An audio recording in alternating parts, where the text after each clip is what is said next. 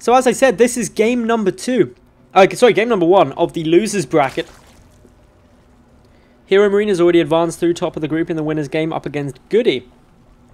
We have spawning up in the top left-hand position the yellow Zerg player representing Alien Invasion. None other than Golden.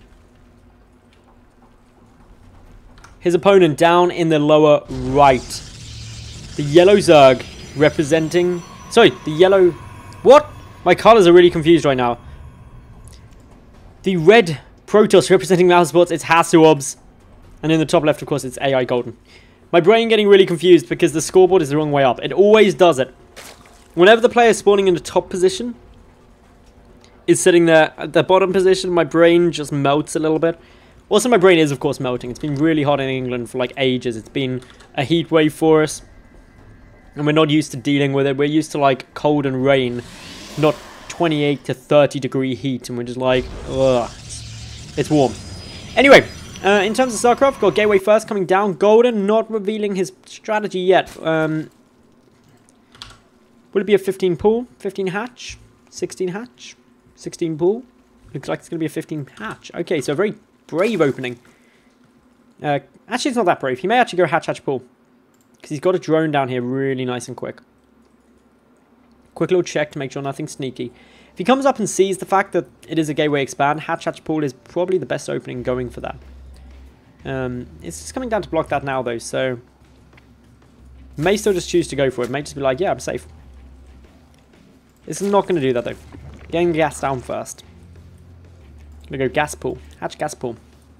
Gets an earlier speed, delays the queen a little bit. Sacrifice a little bit of economy and macro potential for a little bit more tech. But all in all, that is good times. So, checking around now. Sees that it was a gate expand. No gases though, so it was literally a gate into the Nexus by HasuObs, as opposed to a gate gas cyber into the Nexus, which is another safer build, a bit more tech heavy. Oh, nice little move here. This is so frustrating. Blocking the second gas. Now, the reason this is so irritating for a Protoss player to deal with is that they want to get up to 2 gases pretty quick, especially if they have delayed their first gas to get the Nexus down. So it's only a small delay. It lost a lot of mining time for HasuObs as well while he went to go and kill that. The attempt from Golden was to cancel and then remake it, but unfortunately, HasuObs on top of that, able to take down that drone ASAP. So good reactions from him. Golden up to that just past the 100 gas mark, so he starts up Zergling speed, pulls all the drones out at this point. May look to get a little bit aggressive actually. King's Age Station is certainly a map where you can do that. There's a decent amount of gaps in this wall, and the ramp is really wide, so it's hard to get the wall off through at the best of times. Of course, the sentries will be quite late. 2 links coming out. Also, by this cyber core being a bit late, the mothership core is a little bit later. Just getting started up now. It'll be out in plenty of time, of course, but it won't have that much energy to Photon Overcharge. Golden, though, not going to be going for anything too crazy. Is just going to go and take his 3rd hatch now. This is a relatively late 3rd. The link's coming over first. He doesn't want to reveal, in case the scouting probe was there, that he is taking the expansion. But we'll now see it. Okay. Good run by HasuObs, going over to pick up that scouting drone. Because, of course, by seeing that, he now knows that the 3rd is most likely getting taken and that he's safe from any kind of big speedling all-in or anything like that. Even though he is walled off, just having that security, knowing that he's safe there is going to be really important. Golden getting some good information. Sees all of the wall off down here. Knows that a second gateway is coming down, which isn't crazy. Up to 3 gates is pretty standard, actually. Going to be just more curious what kind of tech's coming through, because sees a 3rd gas at least. Knows this is at least 3 gases, if not 4. Still no sign of any tech though, just a sentry coming out from the gateway in the main. Golden, of course, still just chilling down here, keeping an eye on everything that he is doing, and for the most part, there's nothing too insane. Sentry's not actually... Okay, sentry is down now. I was going to say, it wasn't quite down there yet, so that pylon takes a little bit of a scratching. Nothing too bad. Pylons can take a bit of a scratching. It's more of an affectionate pouring, I like to think, from Zerglings. As a Zerg player myself, I like to think of all Zerg units as actually quite friendly. They're just misunderstood creatures. It's like nobody would like it if a Komodo dragon tried to lick your face. it'd kill you, but all you know is it was trying to be friendly. It was trying to be like, hi, you wouldn't mind if a puppy did it with you. Same with banelings. They just want to cuddle. That's all they want to do. They want to nuzzle up next to you. It's not their fault they explode.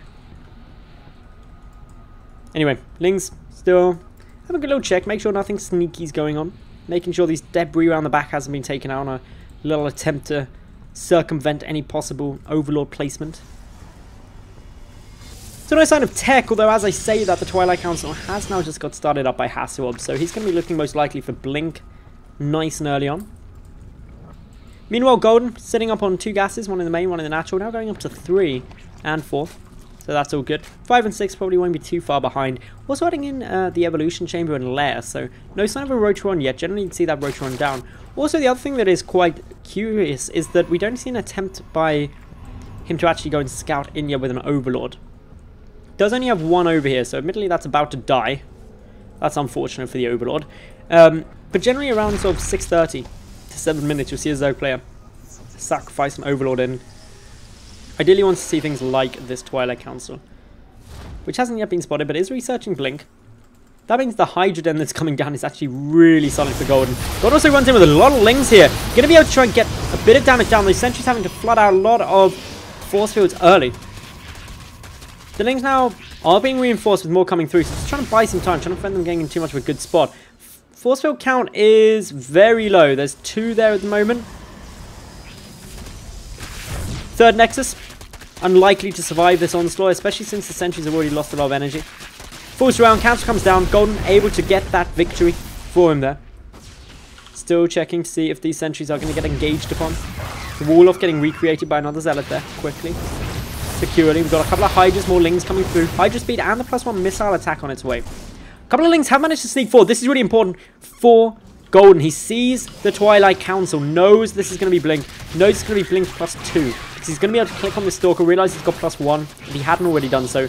He's also going to see the Forge is still researching, so it's almost definitely +2 with Blink. You wouldn't really get 1-1 if you're going Blink Stalkers generally, because their Blink is their safety. Hydra's now moving across the map. The muscular augments rather than groove spines just screams that Golden is being aggressive. You don't get muscular augments if you want to be defensive with them. You want the range to get the better concave. You want the muscular augments to get across the map and kill. He does not want HasuObs going up here. Double Stargate coming down. Now this is actually quite curious because there hasn't been any real indicator that this was going to be, say, a Mutalisk based composition. Quick little move in now. These sentries do get caught by a couple of Lings. The Hydra is shooting over the force fields, happy to do so. Getting a decent amount of damage down. Of course, Ling Hydra very strong up against gateway compositions. There's no splash to really deal that damage out. So they do just start to swarm. Sentries getting taken out. HasuObs taking a lot of damage. And just GG's out there. Golden had such a good composition against everything that HasuObs is doing. And game 1 is going to go to the Zerg.